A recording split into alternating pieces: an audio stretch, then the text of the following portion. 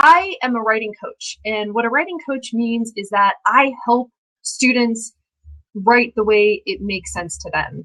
Not everybody has to outline the same way or brainstorm the same way, and what I love doing is helping students and adults figure out the ways they can write that make the most sense to them so that writing is easier and more fun, because ultimately you'll do it more if it's more fun. So I'm here to answer writing questions. If you would like to ask a question, please feel free to jump into the open seat or to type a question into the chat.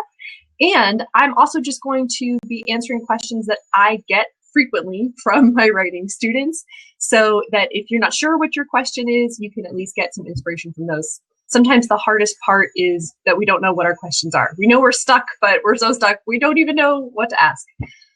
So again, please feel free to jump in if you have a question. And I'm going to start in with some of the frequently asked questions I get. Okay, so here's a simple one to start with.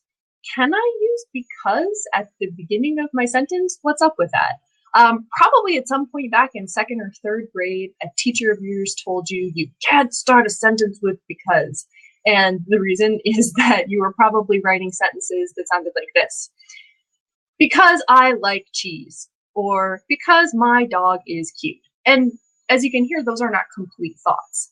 As you got older and you were capable of generating more complex ideas, you could write what are called complex sentences. And complex sentences have 2 parts that are hooked together with what's called, in fancy grammar terms, a subordinating conjunction, but just means a word that shows how they link. And because is a subordinating conjunction, so you can use it to tie 2 ideas together, as long as you're clear on which is the cause and which is the effect. So because, yes, can start a sentence and can also continue a sentence. So just be clear on what's the cause and what's the effect. So if I take the thing, because I like cheese, if I made that a complete thought, I might say, I ordered a quesadilla because I like cheese. And you can hear that's a perfectly good sentence, and it gives the cause and the effect. All I'm going to do to start my sentence with because is switch the order, but keep the same cause and effect. So because I like cheese, I ordered a quesadilla. So does that make sense? Your teacher back in 2nd or 3rd grade probably said, no, you cannot start a sentence with because if you were allowed to, you would have had to have this complex explanation about 2 different clauses and they're linked together with a subordinating conjunction, and your poor little 2nd or 3rd grade mind would have exploded. But now that you are able to write complex sentences, absolutely you can start a sentence with because, as long as the first thing you're giving is, in fact, the cause. So because I love cheese, I ordered a quesadilla. All right, so that's a question I get all the time. Another one I get all the time is about and. Oh, my teacher says I'm using and too much. What can I use instead? If you find that in your writing and is coming up again and again, probably it means you need to divide up your sentences, right? Because you're using and to say, and then another thing happened, and then another thing happened. So the first strategy is stop and divide into different sentences. But and has a use, right? It shows that things are connected. It shows they're related.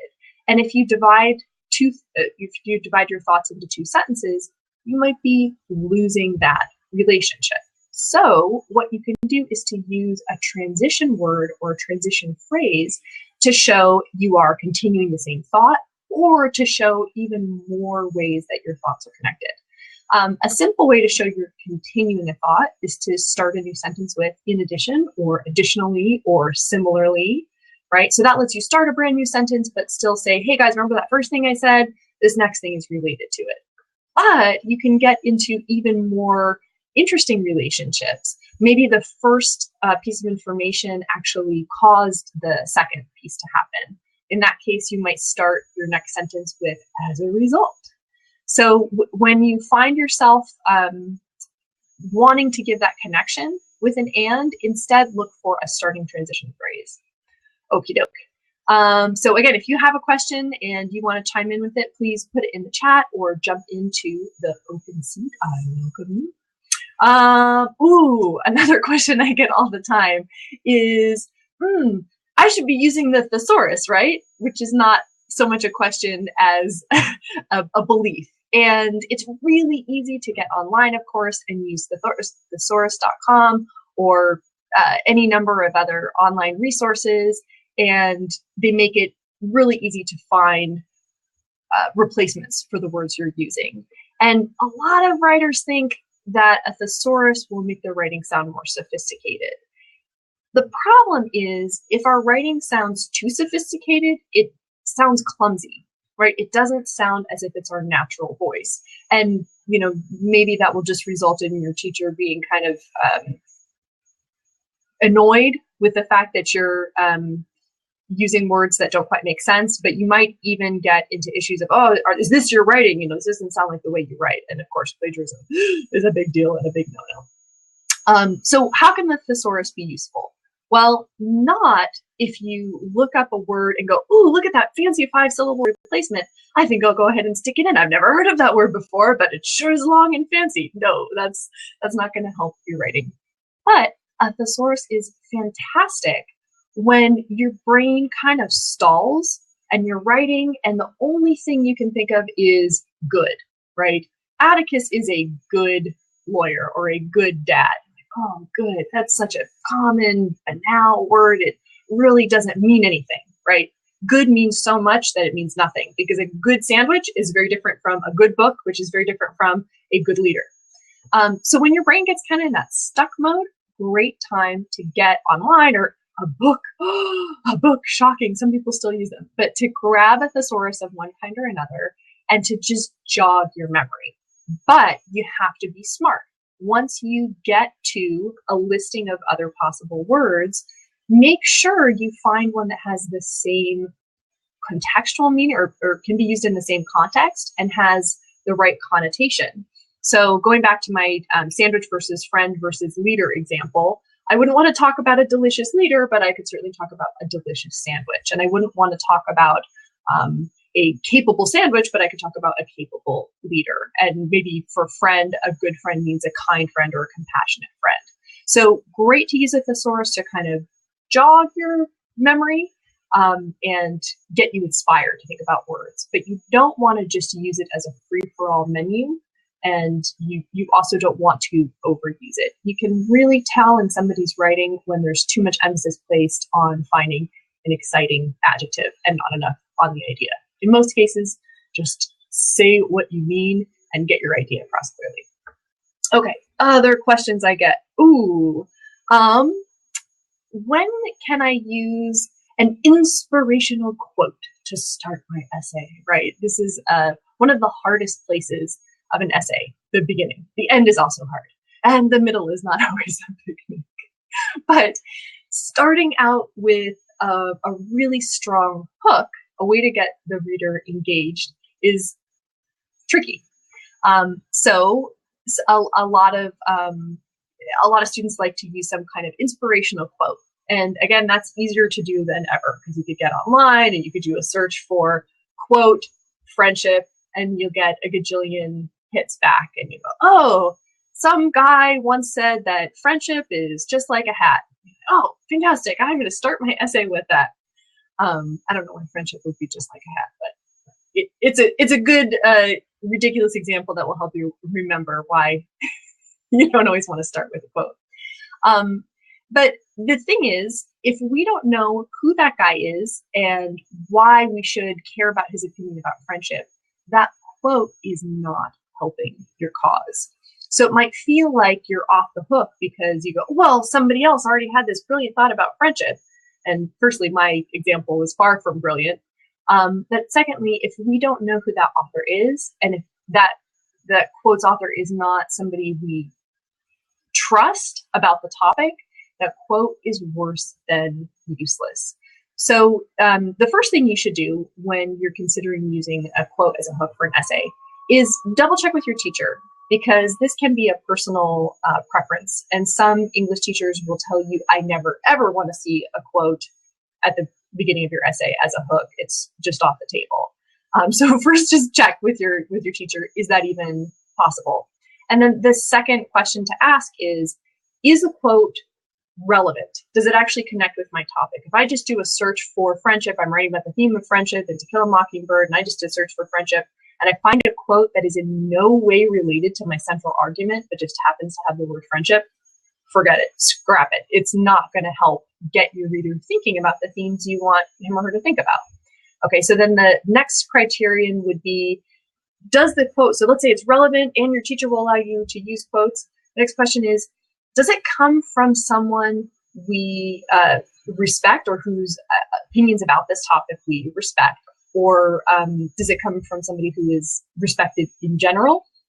If it is, if the name attributed to the quote is one you don't even recognize, probably not useful because you won't be able to tell whether this is an authority. Although, of course, you can just do a search for that person. And if it turns out this is a guy who has a PhD in friendship, then hey, that's great. And you can even say, according to Joe Smith, who has a PhD in friendship, friendship is like a hat.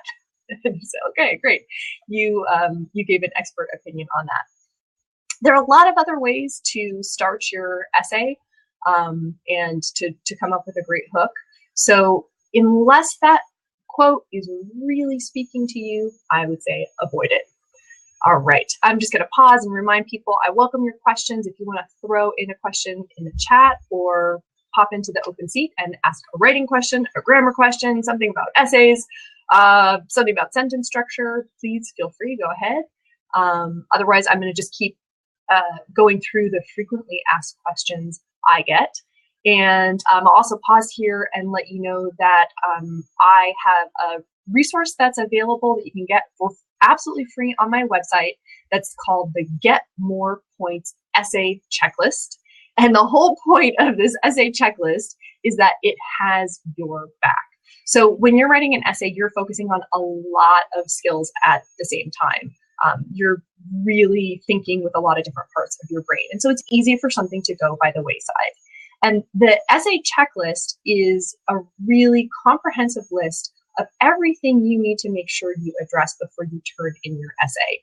From how did you format to different elements to proofread for, and making sure you have some of these really important structures and pieces of content in your essay. So it's something you can use for an expository essay, for anything you're writing in response to literature, and just helps you keep track of all of those pieces. So again, you can get it for free on my website, which is wholeed.com.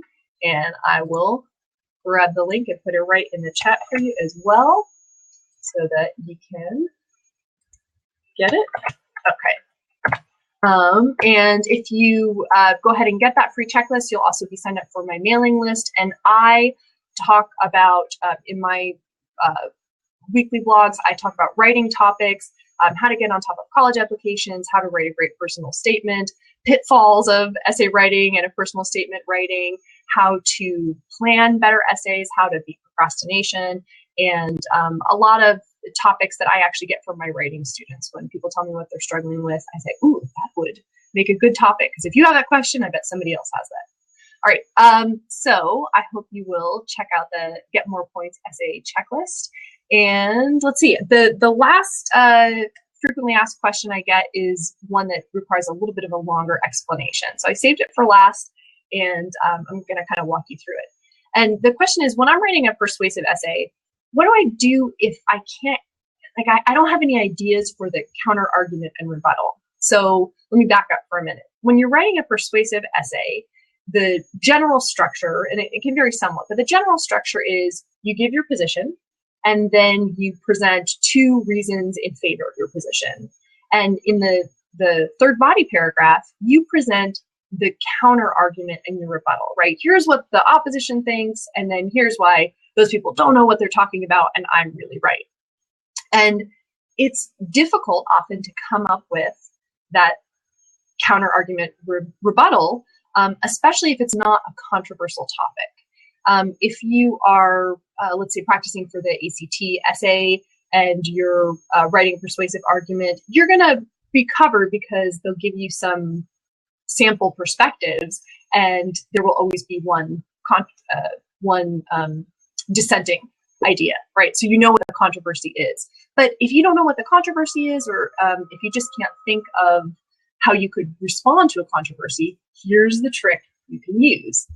Just come up with a third reason in favor of your position, a third reason for your argument, and then turn it around when you present it so that it sounds like there's an objection and you're giving your answer to it. So I created an example of this because that's pretty abstract. So I want to walk you through it. All right. So in my persuasive essay, I am imagining I am convincing my parents to get me a dog. And it might be that the reasons I've come up with are that I'm going to get more exercise by taking my dog for walks. Like, hey, mom, dad, you're always telling me I should be more active. This will be really good. Also, I'm going to spend less time playing video games because I want to play with my dog instead. And mom, you're always harping on me to stop playing video games. So, hey, this is your dream come true. And my third reason is I'm going to actually do my homework more efficiently because I'm going to be motivated by looking forward to playing with my dog. So I feel like, hey, I've got 3 good reasons why, mom and dad, you should totally buy me a dog. But I can't think of what my parents might say in opposition to that. Like, I'm really stuck on, what would be their argument and how could I counter it? So I'm going to go back to my 3 reasons and take one of them and reframe it as an answer to a made-up objection. So what if I take the last reason, which was I'm going to get my homework done faster because I'm going to be motivated by looking forward to playing with my dog. Now that's just a positive, right? But here's what would happen if I reframe it as if it's an answer to a possible objection. So that tells my parents, like, I'm going to do my homework faster. So that puts me in mind, maybe a possible objection my parents would have is they think I won't have time for a dog because I'm so slow on my homework as it is, or I don't make time for my homework as it is. So that's what I'm going to latch onto. And I'm going to say to them, hey, even though you're concerned that I've got too much on my plate as it is with schoolwork because I'm not getting my schoolwork done, I want you to know that I would actually be more efficient with my school homework because I'll be motivated by playing with the dog. So can you see the difference between those 2 ways of stating it? The reason is the dog will motivate me, I'll do my homework. But when I frame the objection and the answer to the objection, it's, hey, even though you think I won't be able to take care of the dog because of my homework, I'm here to tell you the opposite is in fact true. It'll make me do my homework faster because I'll just want to play with that dog. So that's a really low level of argument example, but I hope you can see how you can take the reason for your position and just turn it around and reframe it. All right, so those were the questions I've gotten recently. Those were the ones that were on the top of my mind. Is there anybody out there with a writing question? Please feel free to jump in. There's an open seat, or you can put a question in the chat. Any takers? Any takers? Okay. If you feel like you might have writing questions in the future, I encourage you to send me a message. You can find me on Twitter. I'm at Megan Maxwell S. You can find me on Facebook at Whole Education. And you can also find me on my website where there's a contact link, or you can, if you sign up for my newsletter, then you can also email me directly. So I hope you'll let me know if you have questions that you would like to get answered, because that's what I love to do. I love to help people fear writing less and actually get excited about it.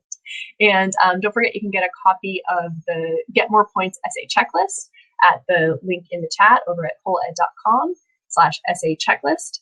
And I got a bunch of free resources that are about to go live as well. The page is under construction, but in the next week or so, there are going to be a lot of free resources coming your way. So I welcome any more questions you want to send me so I can put them in the next office hours. All right. So for now, I'm signing off. I'm Megan at wholeed.com. Thanks for watching and happy writing.